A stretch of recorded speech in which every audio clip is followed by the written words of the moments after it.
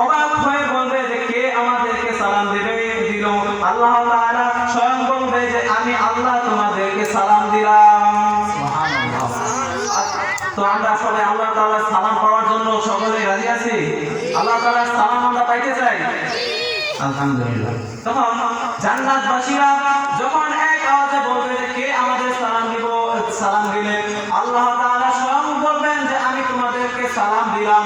তখন আল্লাহ তাআলা বলবেন ইয়া জান্নাতবাসী, তোমাদেরকে আমি যে প্রতিশ্রুতিগুলো করেছিলাম এই প্রতিশ্রুতি থেকে তোমরা কি সব কিছু পাইছো কিনা? তখন ওই জান্নাতের মধ্যে গ্রুপ হবে দুইটা। একদল বলবে যে হে আল্লাহ, তুমি আমাদেরকে যা কিছু ওয়াদা করছো সব আমরা পাইছি। আরেক দল হবে উলামায়ে কেরামের দল। উলামায়ে কেরামের দল বলবে যে হে আল্লাহ, আমরা সব পাই নাই। সুবহানাল্লাহ বলেন।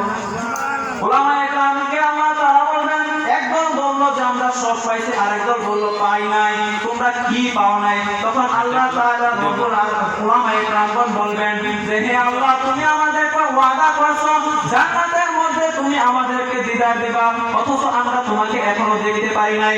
আল্লাহ তাআলা তখন একটি নূরের তাজাল্লি পেশ করবেন যেটা সহ্য করার ক্ষমতা থাকবে না।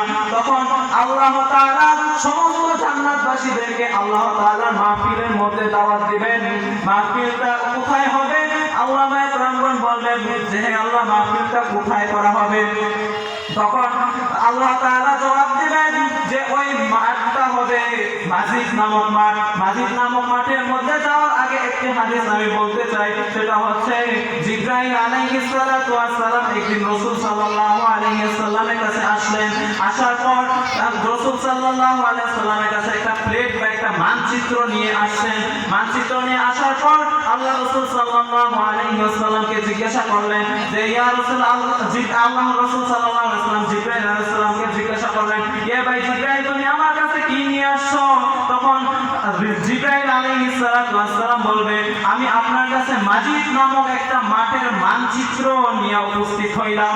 ওই মাজিদ নামক মাঠের মধ্যে এত বড় মাঠ, জিবরাইল আলাইহিস সালাম ওই মাঠের মধ্যে উড়তে উড়তে ওনার 600 পাখার শক্তি শেষ হয়ে যাওয়ার পর জিবরাইল আলাইহিস সালাম আল্লাহ তাআলা সিজদায় পড়ে যাবে। সিজদায় পড়ে যাওয়ার পর আল্লাহ তাআলার কাছে প্রশ্ন করবে, ইয়া আল্লাহ, আমি জানতে চাই এই মাজিদ নামক মাঠে আমি কতটুকু উইরা শেষ করতে পারছি।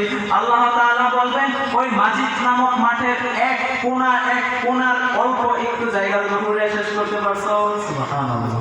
ওই মাজিদ নামক মাঠে আল্লাহ মাহফিলে কি আমরা দাওয়াত পাইতে চাই কি চাই না? সকলে বলি পাইতে চাই কি চাই না? ওই মাজিদ নামক মাঠের মধ্যে যদি জায়গা পাইতে চাই তাহলে আমাদের কি করতে হবে? আল্লাহ তাআলার ইবাদত করতে হবে। ওই মাঠের মধ্যে সমস্ত আম্বিয়া ইকরাম সকলেই উপস্থিত থাকবেন। তারপর আল্লাহ তাআলা নিজে আয়েশা ওই মাজিদ নামক মাঠের মধ্যে দেখা দিবেন। আল্লাহ তাআলা যে আলোচনাগুলো করলাম, সর্বপ্রথম আগে আমাকে আমল করার তৌফিক দান করুন, তারপর আপনাদের সকলকে আমল করার তৌফিক দান করুন। ওয়া আখিরু দাওয়ানা আলহামদুলিল্লাহি রাব্বিল আলামিন। আসসালামু আলাইকুম ওয়া রাহমাতুল্লাহি ওয়া বারাকাতুহু।